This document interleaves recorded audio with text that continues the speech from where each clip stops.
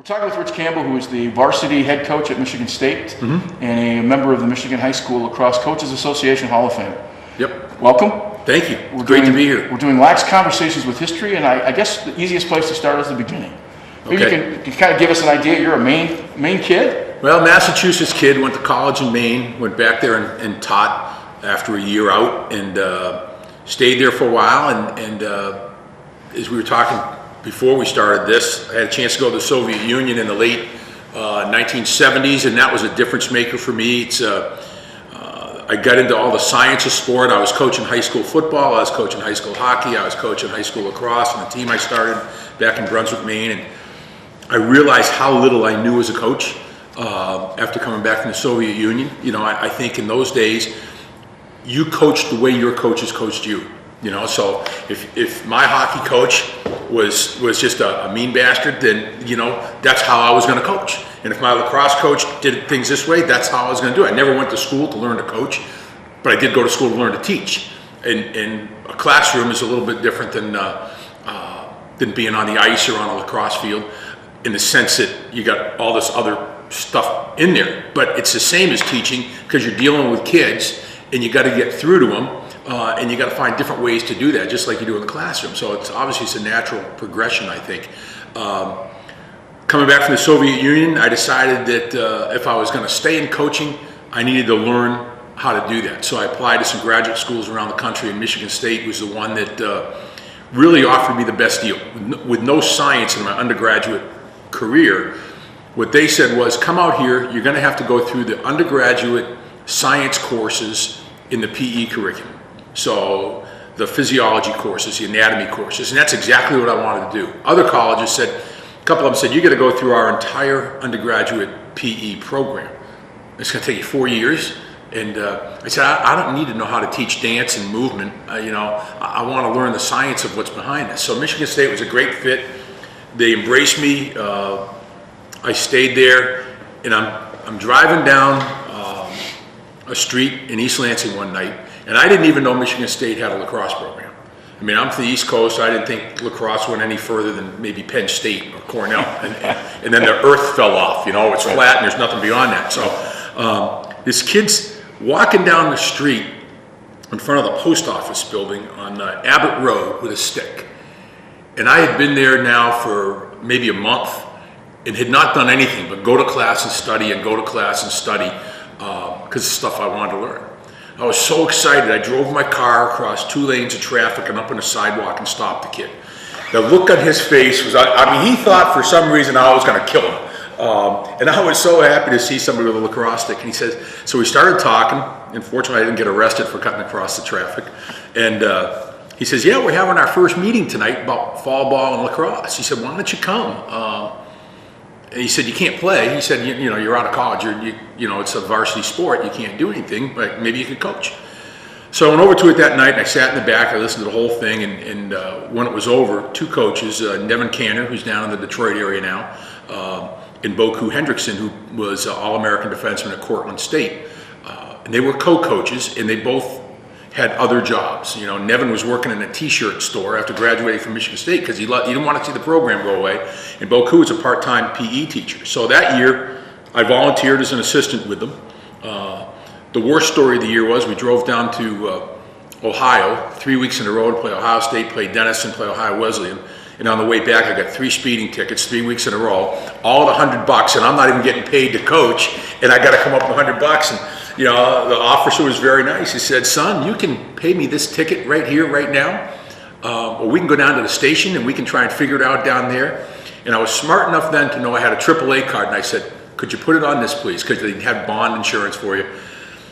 I get my AAA card back on Thursday, I go down on Friday, and I got to use it again, and then the following week, the same thing. So the third time, the guys finally chipped in to help me pay the ticket. But at the end of that first season, Boku got a full-time job in East Lansing teaching, and Nevin's dad called him up and said, son, I didn't send you to Michigan State so you could sell t-shirts the rest of your life. He said, you got to get a job and come on down to Florida where his dad was living, and so he went down and got a job down there. And then Joe Kearney, who was the AD, left Michigan State. Doug Weaver came in. So I get back, I'm in school, and And that's when school started. Michigan State started later September, mid to late September. And kids are coming by me and saying, hey, what's going on with lacrosse? Who's coaching and this kind of stuff? So I said, I don't know. Let me find out. So I got an appointment with Doug Weaver. And I said, had a resume. I said, listen, you don't know me. I said, I'm not sure you even know you have a lacrosse program, because when I came out here a year ago, I didn't either. And I said, but the two coaches have both left to go to other jobs.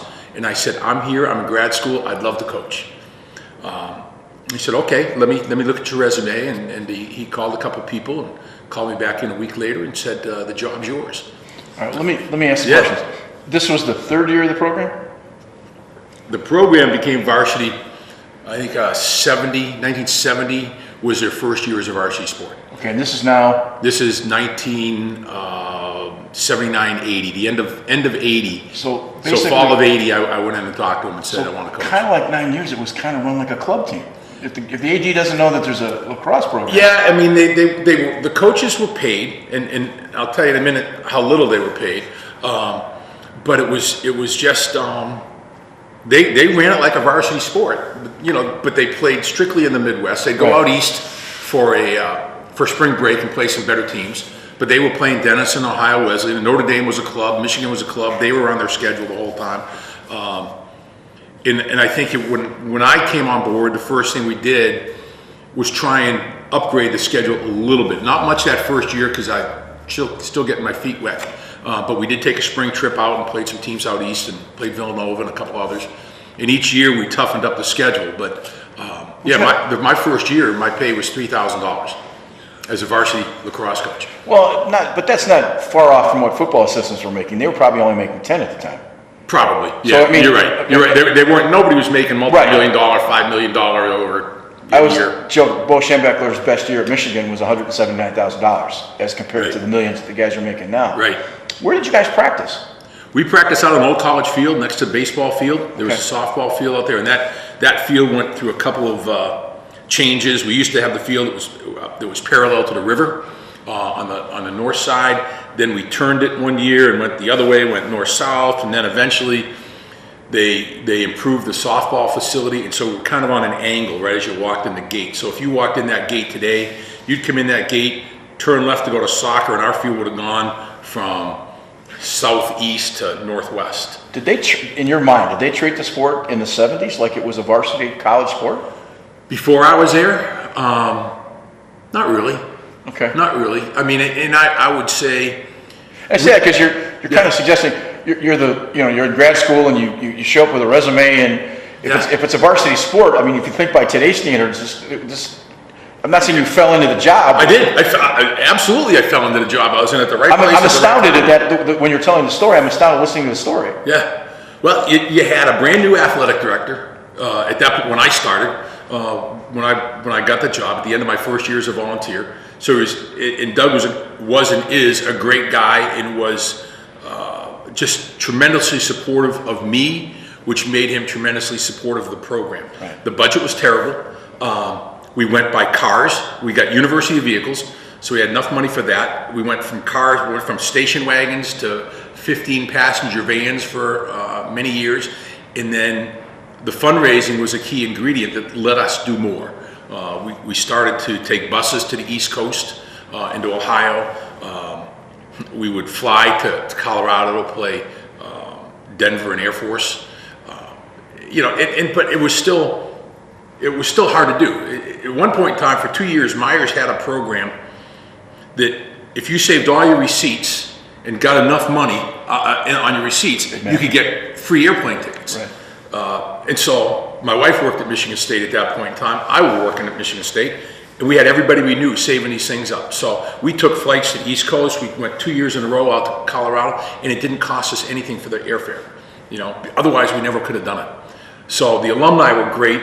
I was raising anywhere between $40,000-$45,000 a year, which in those days was a lot. You could do a lot with that. So we didn't have, shooter shirts. We didn't have the things that kids have now. We had game shirts. We had practice gear that got washed every day, like every other athlete at Michigan State. We had helmets that were all the same. We had gloves that were all the same. that kind of. So we were able to do some of that stuff, and it was a lot cheaper to do it then. You didn't spend $115 on a pair of gloves in 1981. You spent about $30 on a pair of gloves. So it was great, and they gave me a graduate assistantship. So my first year, I had a graduate assistant, and Boku worked part-time for me. He couldn't make the long road trips, but if we were playing at home, but he made most of our practices, which was outstanding. So we had 3 coaches on the field, which helped a ton. And we had kids that wanted to play. The recruiting was difficult, but it was a lot of time on the road. I think, as my wife tells me, fortunately she wasn't married to me at that point in time, because our season would end, that first year ended, in a week later, or less than a week later, I was driving a university car out to the East Coast, and I spent every summer, I'd spent from May, first weekend in May when they made the selections, all the way until the end of July, and I seldom came back. First couple of years, I'm assuming, were learning years, kind of putting things together and building a process. Year one was, I think, as a head coach, it was 1-14, and the one came in the 15th game, and we were playing Chicago Lacrosse Club, who was arguably the best team on our schedule at that point in time. They had some ex-Hopkins players and guys that were in the financial industry, and we beat them on our field. And we're playing in the stadium that year, and we beat them right near the end of the game, and it was unbelievable. We played so well, and the kids had just all put it together. They had worked really hard. The losing never got to them. I mean, they knew where they were. They knew what they were trying to do. And those were still leftover guys. I didn't have any recruits on that program. And so the next year, I think we won 4 games, and I think my third year we had our first winning season, and then just kept building on and on from there. When did real recruiting start? First year? Yeah, right. So as soon as I got the job, yeah. Did you know in the early days that this, I mean, you went here to go to graduate school with a specific understanding. Right. Did you think this was going to be, was this sort of a right-hand turn that now all of a sudden you're going to be a college lacrosse coach? Yeah. I mean, I knew I was going to continue to coach somewhere. I figured probably what would happen is I'd get this master's degree in exercise physiology, and what I'd probably end up doing is going back to a high school, history again, but now I'd be a whole lot more comfortable in my coaching. And I figured I'd end up coaching hockey and lacrosse. And so that was my plan. But when you get into it, and all of a sudden at the end of my first year, Doug Weaver calls me in, he's got an envelope in his hand, and he looks at me, he says, "Sit down, we got to talk." I said, "Okay." He said, "Here, take this envelope." He said, "Don't open it." I said, "Well, is it anything pink inside? I mean, is this it? 1 year and I'm gone?" He goes, "No, you're coming back." He said, "As long as you want to come back, as long as I'm here, you can be my lacrosse coach."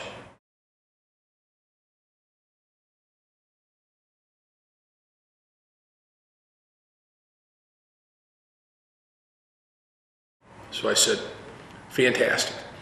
So we talked about how I thought it went and what I was doing and the recruiting and that kind of stuff. And he used to come out in the afternoon. He used to do laps around Old College Field, just walking, get out of the office for a little bit. And he would stop and watch us practice all the time, which was pretty cool. So, and he was the guy who, for every coach, whenever you played Michigan, he didn't matter if it was tiddlywinks. If you played Michigan, you got a note in your mailbox from him the week of that game that said, "Good luck, don't lose, but don't come home."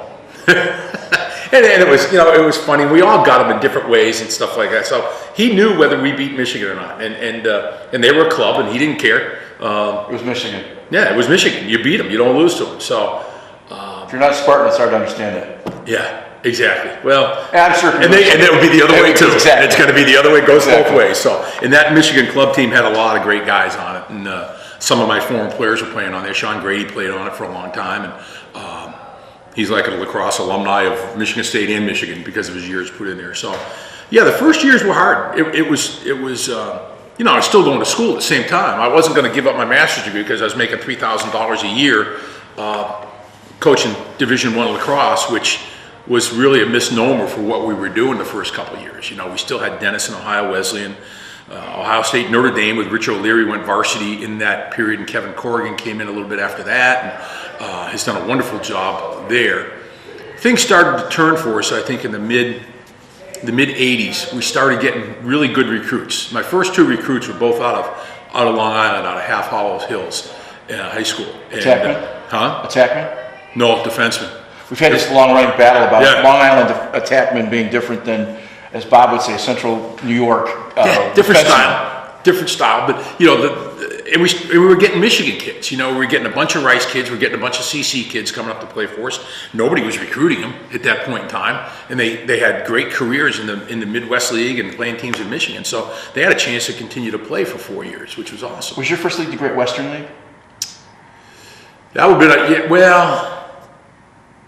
we formed it once we got going. I think we were just in the Midwest Lacrosse Association, and so to win the league, you had to beat Denison, you had to beat Ohio Wesleyan, you had to beat Kenyon, and that went on for a few years. And then when Air Force got in, that changed it to the Great Western with us and Notre Dame and Ohio State, Air Force. During this series, you should also point out that Division III and Division I lacrosse programs, probably unlike any other sport, could play on par with each other, because Division II lacrosse wasn't. Division II lacrosse, there. I don't think even existed in the. They had teams, but there was not a Division II tournament or anything else like that. So yeah, when you looked at, Denison wasn't going to go out and compete with Johns Hopkins or Syracuse, but Hobart was, being in upstate New York. But Denison could play with us, or we could play with them, Ohio Wesleyan, and so the lacrosse was pretty good. None of us were going to compete with Hopkins or Syracuse or Maryland. That wasn't. We were out here in our own little world, and in a lot of ways we still are in our own little world. Although Ohio State and Notre Dame and Air Force and Denver now all make it much better. But a lot of people on the East Coast, don't even know that we have it out here. And our kids really struggle to understand what's available for them now from a high school coach's perspective, what's available to them if they want to leave the state and the schools they can go to. And part of the problem of growing up in the Lansing area is you're so used to Michigan State and big-time athletics, you don't know what Division III is. And the Division III coaches in Michigan are doing much better recruiting Michigan kids. In your mind, having spent a lot of time going east and then watching Michigan lacrosse, as you pointed out, Catholic Central and Brother Rice kids coming here, where were we in the landscape in the early parts of your Michigan State career in terms of athletics from high school, from out east to here?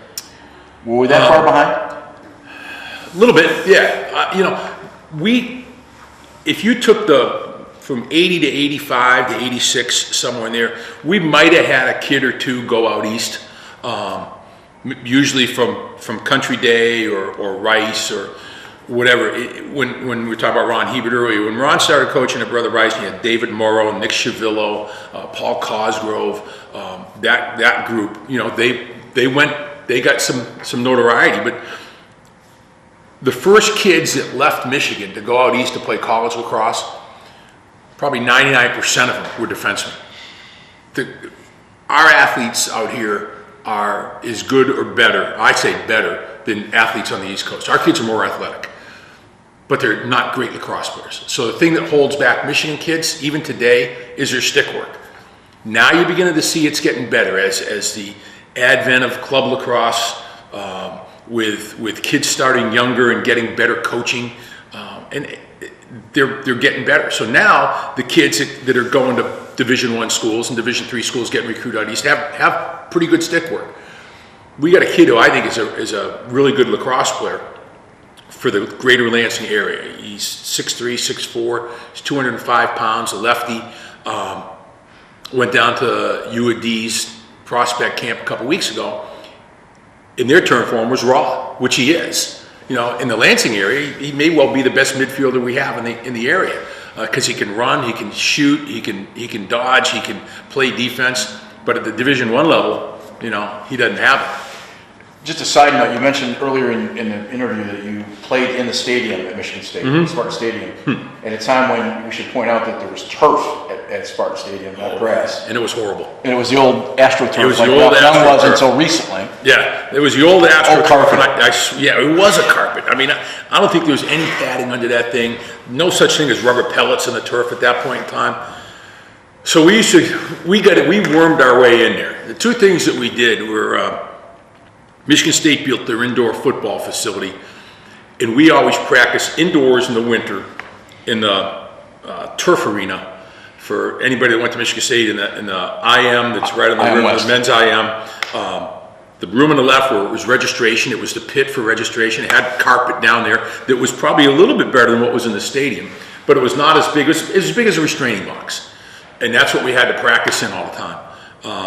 Then they built the football building, and we were going out east on a spring trip, and Gene Kinney, who was the facilities guy at that point in time, and a really nice guy and a good friend. I went into his office and said, Gene, I need a favor. And he goes, what's that? I said, we're going out east on this trip. I got to get my goalies warmed up and playing in a space where we can shoot from further away than 10 yards.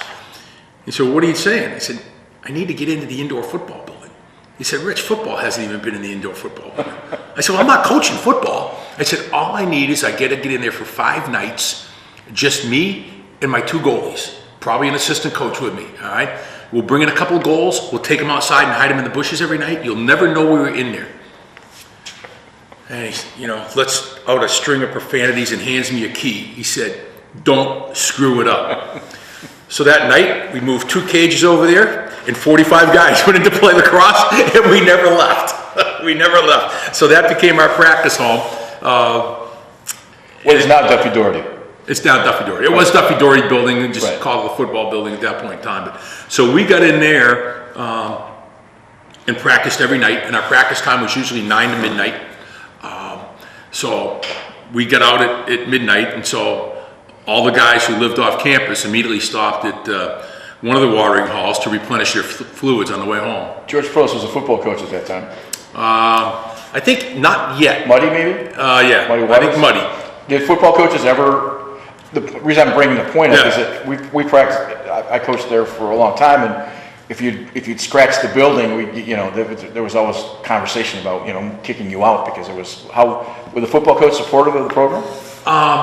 Or did they even know you were there? At night, they really didn't know we were there. Okay. But there were nights when George got hired and came through, he was like Doug Weaver. He'd come out and walk, and he'd come out and walk sometimes when we were in there.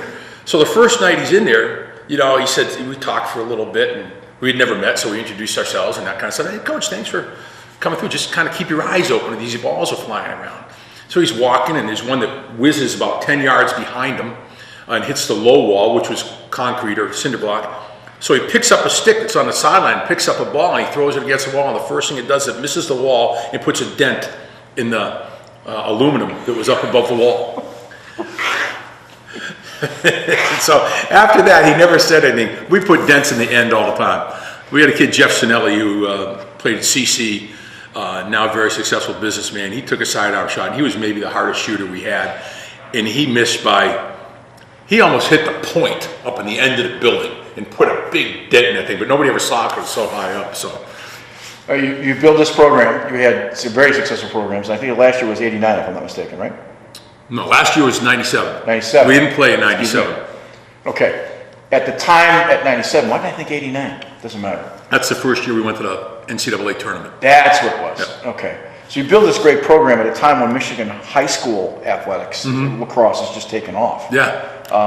Was there a parallel to those two? Well, I think you got to look back and say, okay, we were graduating kids by mid 80s, and a lot of them were Michigan kids, and they're staying in Michigan, and they go back to their high school and they help coach, or they coach a middle school team or something like that. So that helped grow it a little bit, I think. And then you got guys like Mike Jolly, you got Tommy Gracer, who's now out in Colorado, and Ron and Bobby, and these other guys that were, Gene Riley was a tremendous help to all of us. And, so we were all trying to get our programs better at the same time. And we all got along. I'd go down there and run summer camps at Cranbrook. I'd go down to St. Hugo's and do a week with Ron, and then we'd do it when he was at Cranbrook, and we'd get all the kids. The coaches sent all their kids over to us, so they had good coaching. I mean, Ron and Tommy Gracer, Bobby were all tremendous coaches, and so when you get all of us in there, it helped get the programs better. And then we get kids now that are graduating from college and starting business careers and are trying to coach, and some that are, a few years later having kids. That now they're coaching their kids' team. When you were coaching, you obviously make the NCAAs in '87. Mm-hmm. Now you're playing the big boys. Now you're playing against the Hopkins and those kinds of guys. What was your personal thought process as a coach now going up against legends? that had to hit somewhere. It is, you know, and I'll digress for a minute because the other night I was out in Baltimore at the Mhslca College Coaches Clinic, and so my college coach is getting inducted into the Hall of Fame. So I'm sitting at his table, and he's 7, I think, and he was not able to make it health-wise. And that's who?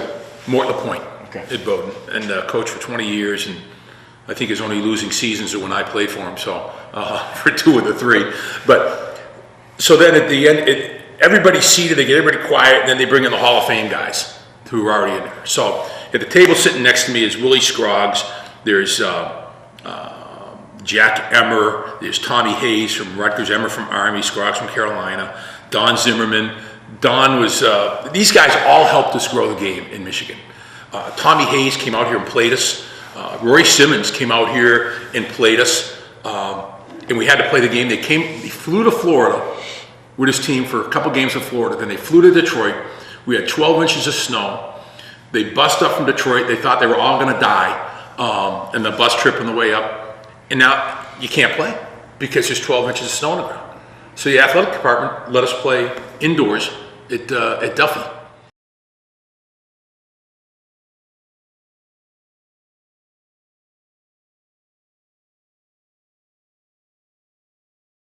So we played Syracuse indoors. We probably had 1,000 people on the sidelines. The place was bursting at the seams, and it was we set up a platform so the timers and the scorers, and they had a clock in there, so we used the clock that was in there, and got our ass kicked for like the 4th time by Syracuse.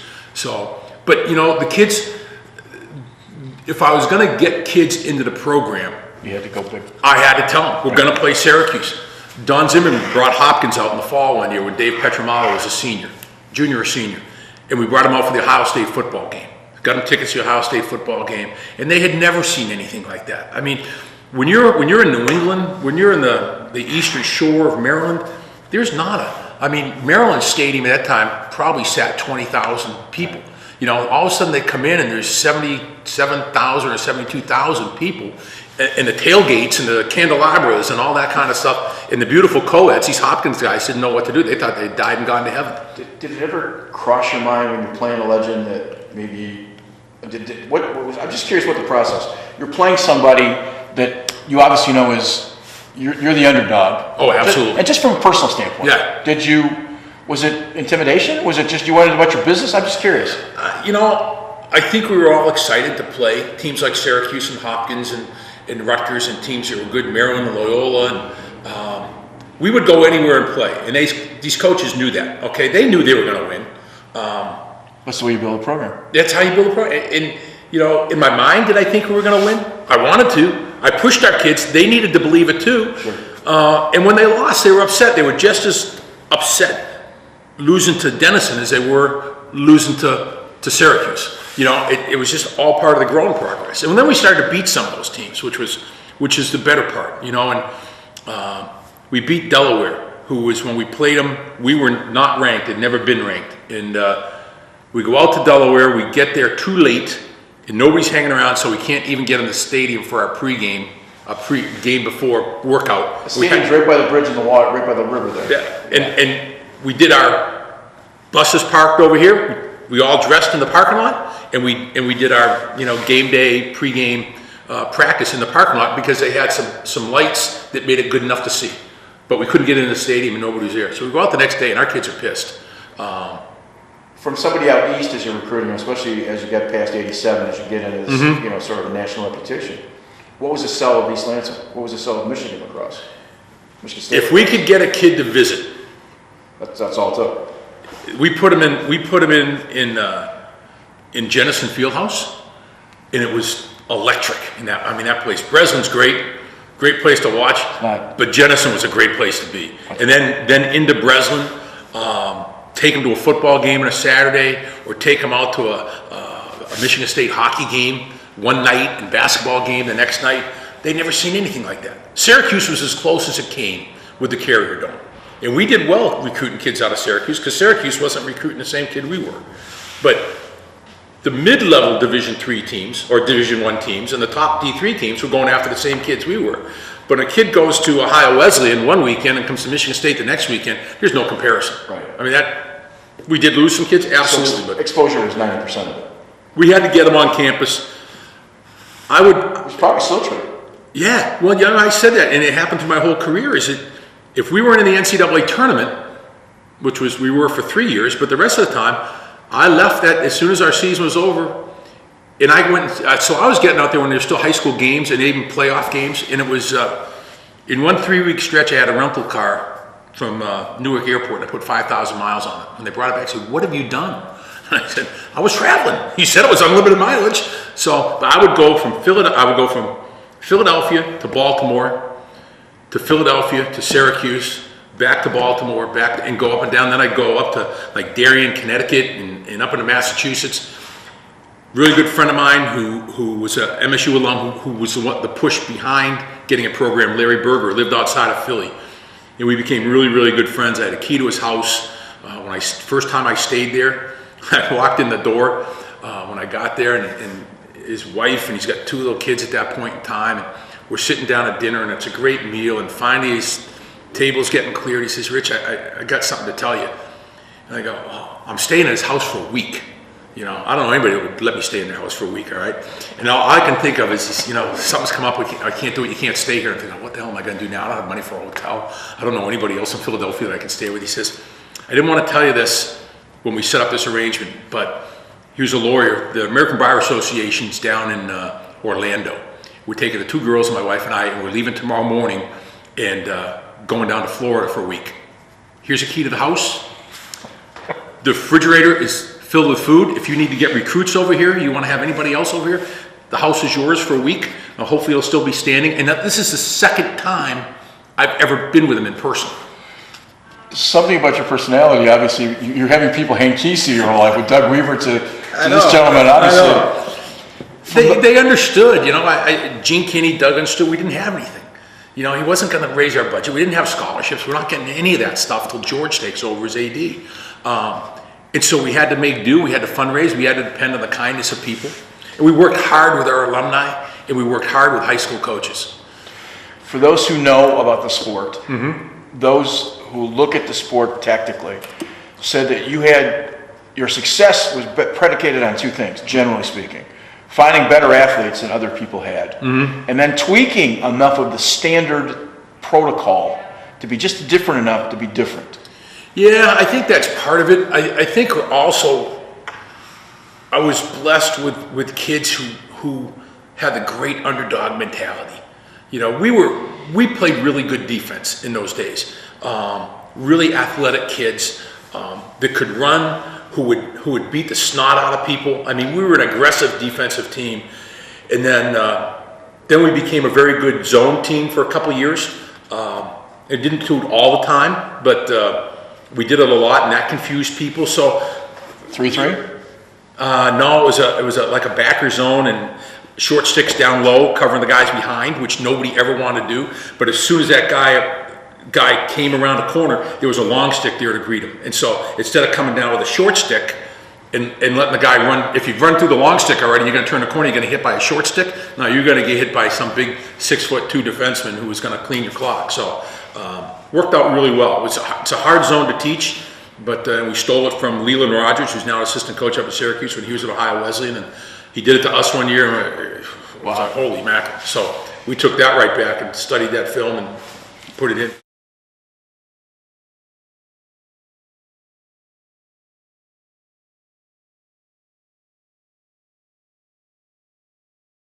Talk a little bit about, you've got this ball rolling, you're now in the middle 90s, and the end is somewhere. Maybe you can talk a little bit about the demise of Michigan State lacrosse. Yeah, it's still hard to talk about today, 20 years later.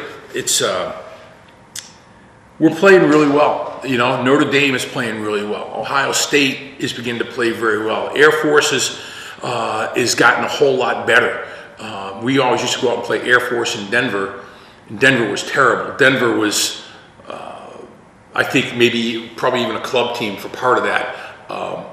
Before Jamie got there. Yeah, and so we always had to play Air Force first because going into the altitude, it's a crusher. You got to be in great shape, and you got to have a lot of kids to play. If you try and go out and play with 4 or 5 middies like they do today and a couple defensive middies. I'm not, in those days, I don't think it would have worked very well. So you had to have kids that could run and gun and go. And we never saw it coming. I mean, I would tell you that 2 weeks before they cut the program, at that point I knew they were going to do it. And it was 2 days before they cut it. Did Diageo president at that point? No, he was gone. Yeah, I got to think. Merritt Norvell was the athletic director. They cut the sport because of Title IX. They were so far out of whack all through my time there. I mean, in the 80s, nobody paid attention to it. Nobody even, worried about Title IX. There weren't lawsuits coming, but they were gradually in the 90s, 94, 95, there were some big lawsuits that teams Brown had to come up with something, and a couple others. The Brown case was a big one that kind of set the standards of the percentages of males to females. Right. When you say out of whack, you got to really look at the idea that the varsity probably had 13 or 14 or 15 sports, and the women had maybe 8 or 9. Yeah, and not only that, as the women's sports started growing,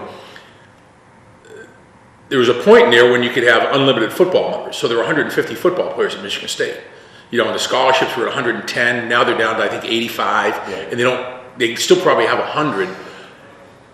So they needed to find a way to get a women's sport was going to help with the numbers versus football. And they did a good job through the 90s with their women's sports in terms of funding and that kind of thing. But as they kept going, they still found that now these lawsuits and the courts were saying your percentage has got to be within 3%. So if you're a 60% male and 40% female, that changed. You got to get that female percentage up of your athletes had to match your school body. So realistically, if you were 60-40, then 60% of your athletes should be men and 40% of your athletes should be women.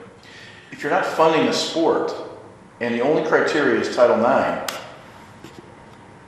it just makes it easier. It wouldn't seem to me to cut a sport that had more funding. You cut a sport that was carrying, we had caps put on us. So at first I was carrying probably 44, 45 kids a year. At the end, they capped us at 36. That's all we could have. But they also gave the women a minimum they had to have. And the women's coaches are like, I'd love to have 25 soccer players, but I can't get 25. I can't recruit 25 people to come in and carry them. They don't come. If they're not in the top 15, 18 kids in soccer, they're not going to sit in the bench forever. Men would sit on the bench and work to get their point. The women would get disinterested and leave. And that's not a slam. That's just the way they were coming out of high school, So now we're in 95, 96, 97. This is a full-time job for you. Oh, absolutely. This is not, the underfunded $3,000 intramural league. This is a full-time job and a full-time gig. Yeah, and you got to think about this. Going back into the 80s, in 1982, I became the women's field hockey coach. And I did that for 7 years, I think. So I'm coaching field hockey in the Big Ten with no experience. Doug Weaver calls me in one day and says, hey, I remember in your resume you were a hockey coach. And I said, yeah, I was. I coached high school hockey for a while and that kind of stuff. And he said, well, our field hockey coach just left and the season starts in about 3 weeks and we can't find anybody to coach. I want to hire you as the girls' field hockey coach. It's extraordinary. And I said, Doug, I said, first off, I've never seen a women's field hockey game in my life. And secondly, one's on ice, one's on grass. I do know that. I know the sticks are different. And he says, well, think about it. So I go home that night. And he said, think about it, give me an answer tomorrow. Oh, okay, that's going to solve all my problems. But it meant become full-time, health benefits, all that kind of stuff. My salary went from about $6,000 or $7,000 to $16,000. So repeat that, 16,000 total. Yeah, right. Total. So a full-time coach. Yeah. Which is less than the video guy makes now. Yeah, exactly. With the Tiddlywinks thing. So I called Mort LaPointe, my college coach, whose wife was a dear friend as well, and she was a field hockey coach at Bowdoin. So I said, Mort, hey, how you doing? All this kind of stuff. So I said, I don't need to talk to you tonight. I need to talk to your wife. So he put Sally on the phone. I said, Sally, this is what they want me to do. It's going to give me some money. It's going to, do all this kind of stuff and benefits and she said, all right, here's the deal. There's a National Field Hockey Convention in Philadelphia next weekend. Tell him he's going to pay you away from there. He's going to fly you there, pay for all your convention expenses, fly you up to Maine. And they actually, because they started school before we did at Michigan State, she said, you can stay with my first week of practice, stay at the house. I got 3 sessions a day, and I'll teach you enough to get you to your first game. And then I also had 2 grad assistants who had played college field hockey. So that kept me going up into 80, 89. So my first year in the NCAA tournament, I was going to 2 practices every day. I'd go to lacrosse practice, I'd go to field hockey practice, and lacrosse would practice after. And then in the spring, I'd go to lacrosse practice, and I'd go to field hockey practice after. So it was a tricky thing, but... How many men were coaching field hockey in those days? In the whole country? Yeah. For a while, it was me. Was it unique sliding into a female sport, and were you treated as part of the fraternity, or was it a different sort of a uphill battle? Some people some of the coaches accepted me right away, and there were others that were very resistant. But Big Ten field hockey, as I said, was the best in the country. Right. Iowa and Northwestern were in the Final Four every year. But it got me there. It entrenched me more in Michigan State. If I was ever thinking about leaving, it would have been before that. But after that, So now we're at 97. What kind of season did you have in 97? We didn't play in it. We finished in 96. And you finished in 96. So we recruited. We had a great group coming back. It was the most talented team I had ever in my time in the 17, 18 years I was coaching. We had kids from all over the country. We had some great defensemen. And the university had been going through, the athletic department going through a Title IX evaluation. They had a woman come in and talk to all the coaches and check everything and see how far out of compliance we were and what we could do. And the end result was that they decided to drop lacrosse and they decided to drop fencing, which is a varsity sport, but was co-ed. So we're still trying to figure out why they dropped fencing, because they had just about an equal number of men and women in fencing. So they needed money to start a women's crew team. And so the women's crew team started the next year. They dropped lacrosse. Women's crew started the next year, and they had 100 girls turn out. Who told you that the sport was dropped officially? I mean, you had inklings, but who actually told you? Was it the AD? No. The official word was my son, who on Wednesday night, I had a meeting on Monday. The AD secretary called me up and said, "Hey, Rich, can you meet with Merritt on Friday morning at 8 o'clock?" And I said, "Yeah, what's it about?" She said, "I don't know." And she was a good friend, and she knew what it was about. She would have given me an inkling. But there were rumblings. Yeah. And so you had some idea. Yeah, I knew something was going on. So Michigan State was playing basketball at Penn State on Tuesday, and so I called Jack Ebling, who I'd known for a long time in my career over there. Who was always good to me. I said, "Hey, Jack, you know everything. I'm hearing all this stuff that Michigan State's going to drop sports. It's going to be lacrosse, and it's going to be something else." Not knowing what else it would have been. We were the only non-Big Ten sport. Fencing was kind of a Big Ten. They had a Big Ten schedule. So he said, "Rich," he said, I've heard rumors, I've heard this, that it's going to be lacrosse and it's fencing, but I don't know for sure. But that's what I'm hearing. So I go back down to a couple of administrators and say, "Listen, are you guys cutting lacrosse?" "Oh, we don't know anything about that. We don't know anything about that." Think they knew? Absolutely they knew. Absolutely they knew. And so Wednesday night that week, the women are playing a big-time basketball game, and I can't remember who it was. It was somebody from the South. I don't think it was Tennessee, but it was somebody that was up in the top regions of the country. And Merritt Norvell chose on that night to tell everybody that we're dropping 2 sports. And it was nice of them to do it on the national media right there. And still, and the news media is all there because they're there because it's such a big basketball game. And so we'd already had practice. I told my guys Tuesday night after talking to Jack, I said, "Guys, you got to be ready for this." I said, "I'm not going to tell you it's going to happen, but I can't tell you it's not going to happen." And I told them after practice. So we had a really good practice first. But if they could have torn down buildings on Michigan State's campus, they would have done it. So they go home that night, and my team's in tears. And I said, "Listen, I'm not telling you this for certain, but everything's pointing towards this is what's going to happen." So I've got 4 or 5 really big time recruits coming in on the weekend. 2 kids from Syracuse, a kid from Yorktown, and a kid out of Maryland, I think. So Wednesday, we have practice Wednesday night. We actually were able to go a little bit earlier because the guys can go to the basketball game if they had tickets. And so that night I'm in bed. It's 11:25 and the phone rings, and it's our son. And he says, turn on the news. I said, why? They just dropped your program. Fred Heumann or Tim Stout had it on the sports that you guys are cut. I said, you're kidding me. And that's how I found out.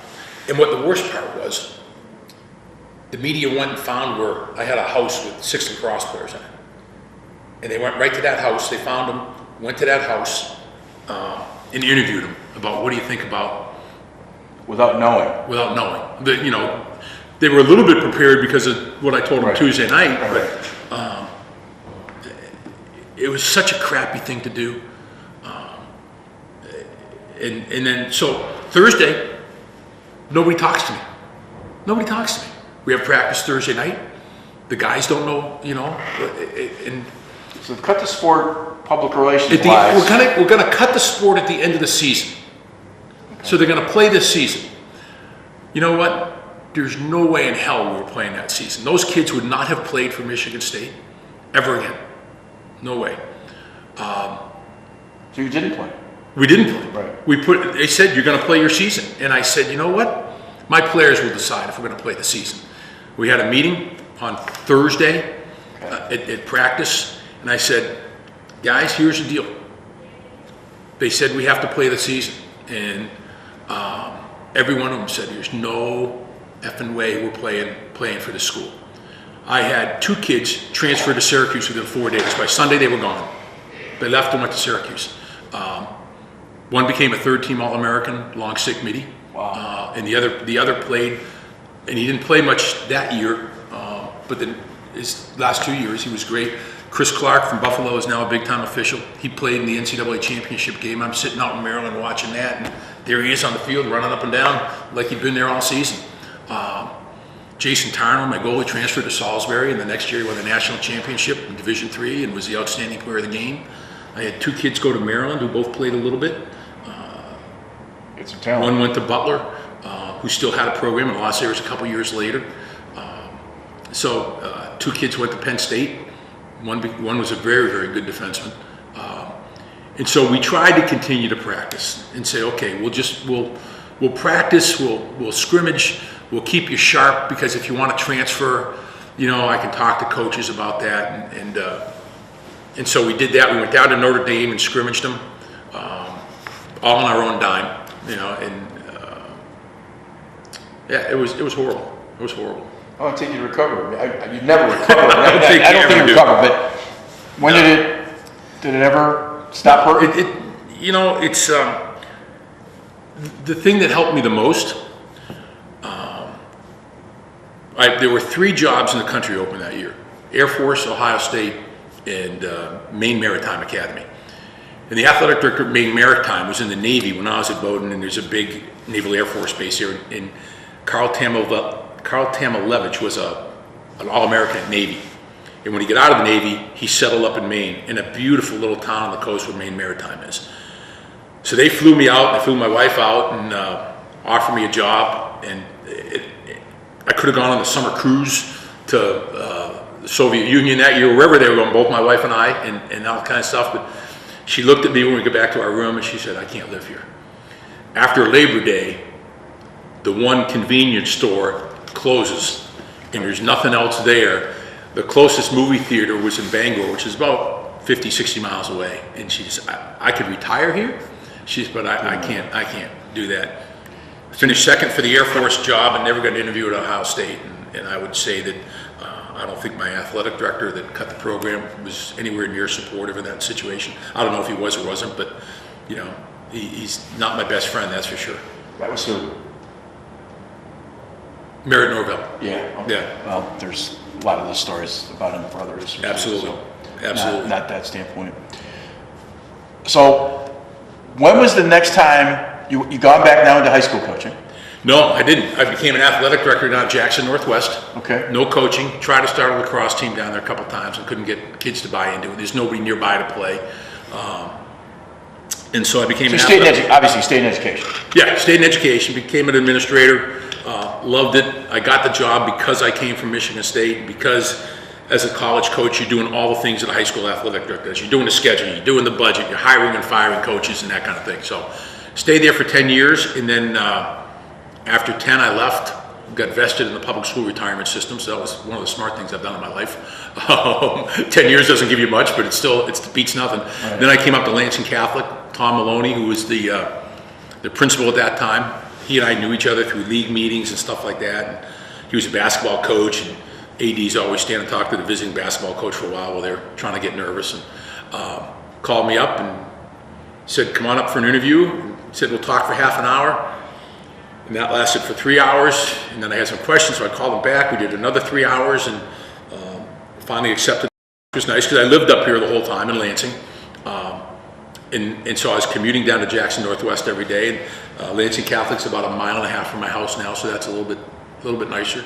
You've been there how long? I was there, I think, 9 years as the AD, and now I'm in my 6th or 7th year. 3 years as an assistant coach while I was still the AD, and then it's been my 4th year as a head coach.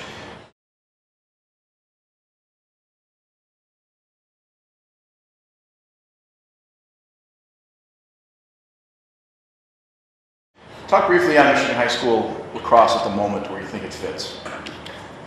I think it's getting better and better every day. And I would say after the initial growth spurt, when Cranbrook and Rice and Catholic Central were all playing in the Midwest League, those teams were all really well coached. And then you get De La Salle, who's on an upward arc, and some other schools are adding, and you're getting more athletes in there. The three big schools, Cranbrook, Rice, and CC, were head and shoulders. Mike got his team to catch up for a while. Other than that, there were no Division I lacrosse players at that point in time. It's gotten so much better. At one point in time, in the 90s, maybe in the early 2000s, probably 90% of the coaches, if you took assistant coaches, that probably come through Michigan State's program or from Northwood when Ron was turning out kids. Now the coaching is just so much better. The clinics are so much better attended.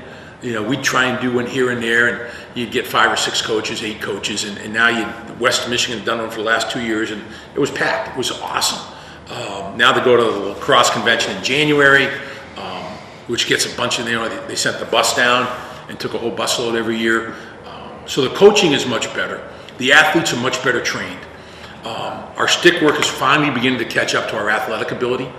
We do legitimately send kids to good schools every year in Division II, Division III, and Division I. The rise of Division III in Michigan has helped with the Albions and the Almas and the Hope and Kalamazoo and Adrian and Trine are all going after kids in Michigan now. So we're finally learning how to coach them and get them to play. Defensemen are still athletic and still good, but now we're getting more athletes at the midfield level. We're getting better stick work at the attack level.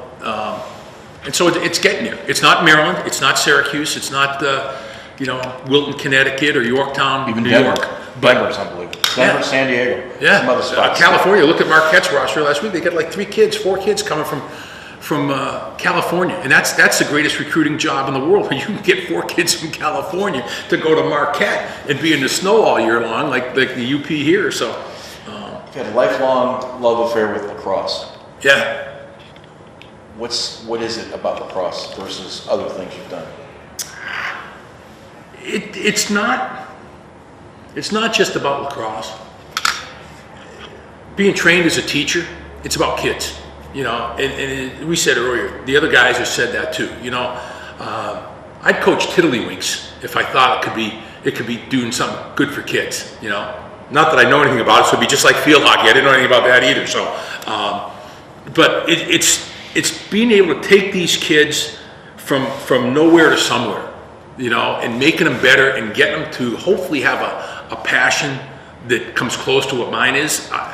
lacrosse is my chosen one now. It's what I love. It's what I'm passionate about. I look back at hockey and say, here was a kid who got cut twice in high school and twice in college. They had no sense of what reality is, and you think you're going to go on to be a big-time hockey coach. Well, I think you can be, but lacrosse got in the way. And Mort LaPointe, who was my college coach, was outside of my dad, he's probably the most influential person ever in my life. He taught me how to work. He taught me how to be a man. He taught me everything that I needed to know to grow up and be successful. You were talking to a 27-year-old high school coach today. What'd you tell him? Put the time in. Don't worry. It is at 10,000 hours, isn't it? Yeah, it's the money. It's all about the money. No, 10,000 hours. Oh, 10,000, yeah. The idea is that if you do something for 10,000 hours, you should have some ability to do it. But your 10,000 hours, if you concentrate all 10,000 hours on playing lacrosse and teaching kids skills, and that's all you do, you're never going to be a good coach. If you're going to put 10,000 hours in, you got to learn to deal with kids. Dealing with kids from 15 to 18 years old is incredibly difficult. They don't listen well. They don't respond sometimes when you need them to. They don't have goals in terms of where they want to be. Where you take a kid in college and you've recruited this kid, he's coming, I'm going to play Division III, or I'm coming to Michigan State, play Division I lacrosse. That kid's somewhat driven. Not every high school kid is somewhat driven. Not every high school kid wants to go play college lacrosse. They say, this is a pretty cool sport, I'd like to play. And so you got to teach him the game, but you have to teach him how to compete. You have to help him grow up. You got to teach him how to make good decisions, how to stay focused. Everything that a high school teacher does, along with delivering the information of how to cradle, how to shoot. Just like if you're a history teacher, you got to teach them about the Civil War. You got to teach them so they have some background on what's going on in the world. But you also got to teach them how to organize their notes. You got to teach them how to study. You got to teach them how to take a test. So, I'm not trying to ask this question. It's my last one. Okay. Are you aware of the reputation you have as a coach and what you've left behind? Mm-mm. I knew I built something big, and I knew it helped grow lacrosse in the state. That's something I'm passionate about. And that's something I try and push to my kids is, if you're going to stay in this game, you got to learn to love it, but you got to learn to grow it. And I'll tell you just a short one. Facebook, when it came out, and I was the assistant principal at Lansing Catholic and the athletic director, was the best thing that ever happened. They needed me as a disciplinarian of the school, which was scary, to get on Facebook to make sure our kids aren't putting anything on there that they don't want others, the whole social media thing. So I'm trying to learn it, sitting at home one night, and my wife's out doing something, so I'm going through and saying, you can search for people. So I started searching for former lacrosse players and sent them, hey. So I don't know what my base is of friends on Facebook. I have no clue. But I know there's a heck of a lot of lacrosse players on there. And almost every single one of them is either coaching or has coached. They've coached their kids. They've coached other teams. They're reffing. It's pretty cool. In doing these interviews, the single thread, and we talked prior to this interview, the single thread is the love of a sport that doesn't always get translated. Yeah. And as you're talking about your days as a coach and a teacher, you're sitting at the edge of their chair. At the same time, your arms are crossed when you're talking about the demise of Michigan State's lacrosse program. And the passion, and I sometimes think that we forget the passion part of it because we're so caught up in the rest of it. And I guess the message for these conversations for the younger folks is, I've talked to a number of people who know you well, and to say they're devoted you've had great impact on a lot of lives. And I think that's huge. I think that's huge and important. Yeah. And the integrity that you've left with it is pretty outstanding. Thank you. Is there anything you want to leave us with? Huh? Any thoughts you want to leave us with? No, we just have to keep growing the game. I'm 68 years old and still coaching and still have a passion. Just spent 3 days with my 22-year-old assistant in Baltimore. And on Saturday, we split sessions. He's coaching the defense, so we went to the defensive sessions. I went to the offensive ones. We didn't miss a session. The last session ended at 9 o'clock at night with Dave Petramala on a whiteboard talking about how you do this or how you do that, And it was. His eyes were huge. Mine eyes were. I know these guys, so it's it's fun to see him teach. It's fun to be able to give back. It's fun to go learn from him. And now what I got to do is I got to teach my players, and we've got to get some more clinics and get the young coaches at 3rd and 4th, 5th and 6th, 7th, 8th. We've got to get them up to speed in the Lansing. Lansing area is behind everybody else in the state of Michigan. We only got 7 teams. 8 schools now with Ovid playing, and we got to get better. You don't have LC in with Ovid? No, we're with Waverly and Lansing Christian, so we got enough on our plate. We don't think Ovid is Ovid LC. Yeah, I know. That was the And it's Ovid LC St. John's now. St. John's is co-op with them this year, so that'll be good. Listen, I appreciate all that you've meant to lacrosse in Michigan. Well, thank you. And I don't get to say this very often, but go green. I don't say it very often either anymore, so just to my friends that are still coaching over there. So Thanks for your time. thank you, I appreciate it.